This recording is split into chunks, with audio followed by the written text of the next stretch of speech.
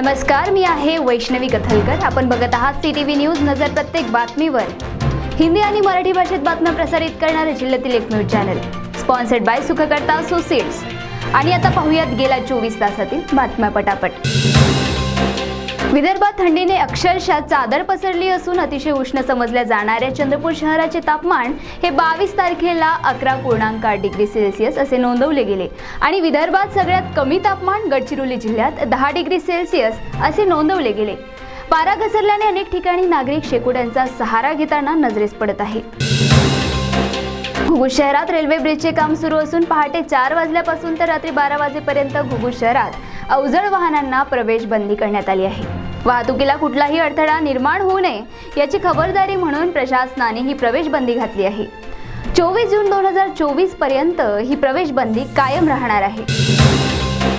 चंद्रपूर जिल्ह्यात अवैध रेती तस्करीचे काम जोमात सुरू असून रेती तस्करांद्वारे शासनाचा कोट्यावधी रुपयाचा महसूल बुडवला जात आहे। रेती तस्कर वनपरिक्षेत्रातून विनापरवाना रेतीची वाहतूक करत असताना वन कर्मचाऱ्यांनी त्यांना अडकून चौकशी केली असता त्यांच्याजवळ परवाना नसल्याचे आढळले। वरुरा येथील ही घटना असून तेथील वनरक्षकांनी एका ट्रॅक्टर सहित दोघांना ताब्यात घेतले आहे। वन विभागातर्फे विविध क्षेत्रात प्रशिक्षण देणाऱ्या चंद्रपूर वन अकादमीला भारतीय गुणवत्ता परिषदेच्या शिक्षण आणि प्रशिक्षण राष्ट्रीय मान्यता मंडळाद्वारे उत्कृष्ट प्रशिक्षण संस्था म्हणून 3 स्टार नामांकन प्राप्त झाले आहे। या मूल्यमापनातून चंद्रपूर वन अकादमीने देशात प्रथम 10 क्रमांकात स्थान मिळवून गौरव प्राप्त केला आहे।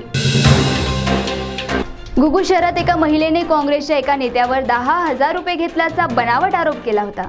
तब्बल 10 वर्षापूर्वीचे हे प्रकरण असून 13 वर्षानंतर या महिलेने आपले बयान पलटवल्याने तिच्या मागचा बोलता धणी कोण याची चर्चा घुगुस शहरात सुरू आहे। घुगुस शहरात HRG कंपनीचा कोळसा भरलेला ट्रक शॉर्ट सर्किटमुळे आगीत राख झाल्याची घटना 21 तारखेच्या रात्री उघडकीस आली। हा ट्रक कोळसा भरून येत असताना वाटेतच शॉर्ट सर्किटमुळे या ट्रकला आग लागली। पोलिसांनी प्रसंगावधान दाखवत अग्निशमन दलाला पाचारण केले आणि ही आग आटोक्यात आणली। या घटनेत कुठलीही जीवितहानी झाली नाही। विशीतील 3 युवकांनी चंद्रपूर जिल्ह्यासहित इतरत्र ही दुचाकी वाहनांची चोरी करीत पोलिसांसमोर आव्हान उभे केले होते। या आव्हानाला उत्तर देत चंद्रपूर गुन्हे शाखेने आपले जाळे पसरवत या 3 लोकांकडून 9 दुचाकी वाहने जप्त केली आणि त्यांना गजाआड केले। नागपूर जिल्हा बँक गैरव्यवहार प्रकरणी आमदार सुनील केदार यांना 5 वर्षे सश्रम कारावासाची शिक्षा ठोकण्यात आली आहे। या घटनेमुळे त्यांची आमदारकी धोक्यात आली असून न्यायालयाने 2 वर्ष किंवा त्यापेक्षा अधिक शिक्षा सुनावल्यास त्यांची सदस्यता रद्द होईल। चामोर्शी तालुक्यातील नवरगाव येथील चौकात ग्रामपंचायतीचा ठराव घेऊन लावण्यात आलेल्या डॉक्टर बाबासाहेब आंबेडकर यांच्या नावाचा फलक प्रशासनाने काढल्याने नवरगाव येथील अनेक कुटुंबियांनी गाव सोडल्याची धक्कादायक घटना घडली। याच्या निषेधार्थ चंद्रपूर गडचिरोली महामार्गावर चक्काजाम करण्यात येत आहे। ट्रॅक्टरच्या समोरचे चाक अचानक निखळल्याने ट्रॅक्टर चालकाचा जागीच मृत्यू झाल्याची दुर्दैवी घटना पवना मार्गावर ट्रॉलीमध्ये गिट्टी भरून येत असताना अचानक झाली।